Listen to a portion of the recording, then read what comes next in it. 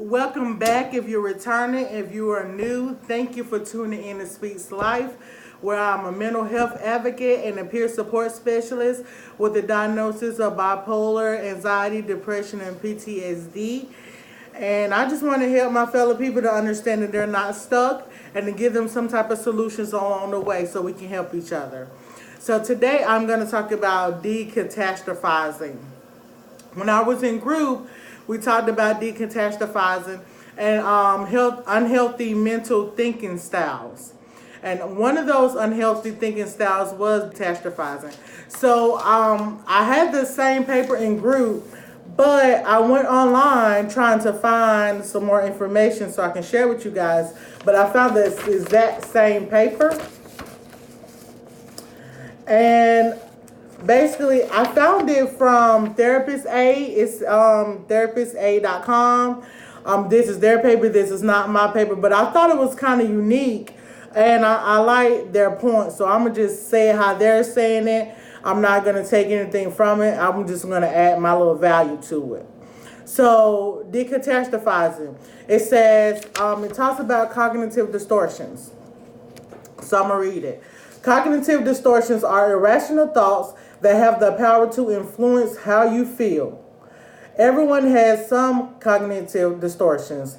They're a normal part of being human. However, when cognitive distortions are too plentiful or extremes, they are harmful. One common type of cognitive distortion is called catastrophizing. When catastrophizing, the importance of a problem is exaggerated, or the worst possible outcome is assumed to be true. By learning to question your own thoughts, you can correct many of these cognitive distortions. So basically, everybody has their own way of thinking. Everybody's thought is a little distorted, but when you go to the extreme side and kind of think a little further than it needs to be thought. So the first question says, what are you worried about? So an example would be, is going to fail the test. So what are you worried about? We're going to say, I have high anxiety because I'm going to fail a test.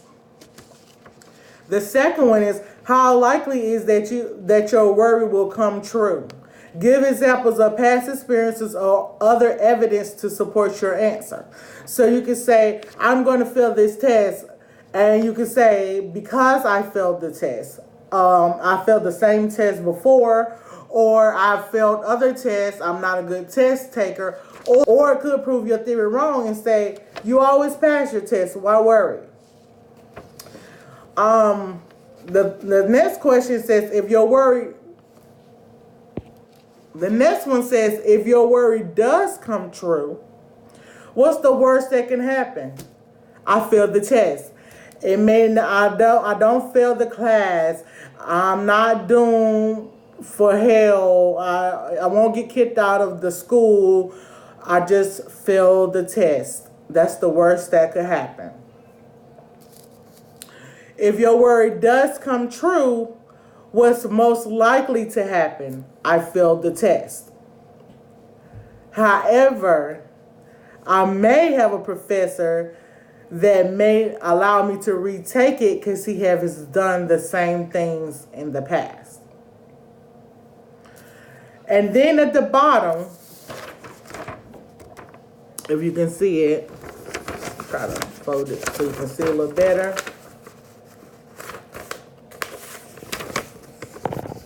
But then at the bottom it says, if your worry comes true, what are your chances you'll be okay?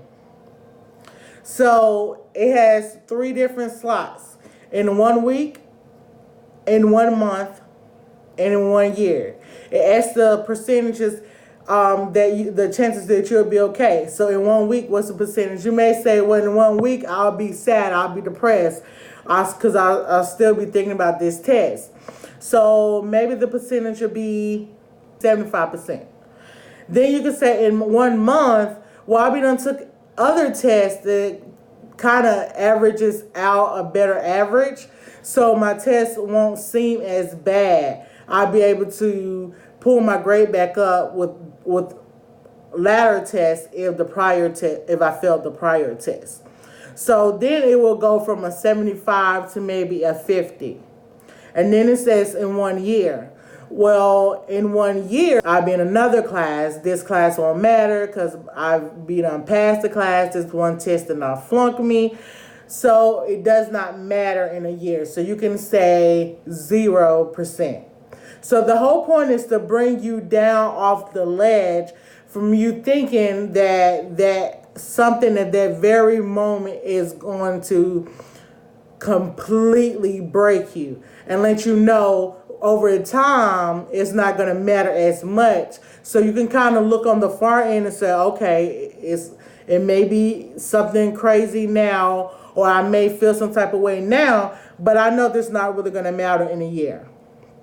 Okay, so I like that. I like decatastrophizing because it makes me break down things a little bit further than me just going on. Because I was a big catastrophizer. I would think things that happened at that very moment were so big. And at that moment, they were big. But when you learn to decatastrophize things, you can still understand it's a big moment, but you'll understand as well that going on down the line, it won't seem as bad. So it'll kind of help you say, okay, I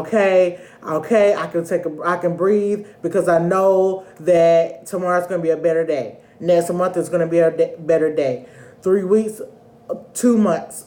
3 months, 4 months, 6 months, a year from now, it's going to be better. I'm not going to be thinking about this. And it really did help me. It actually helped me with the breakup.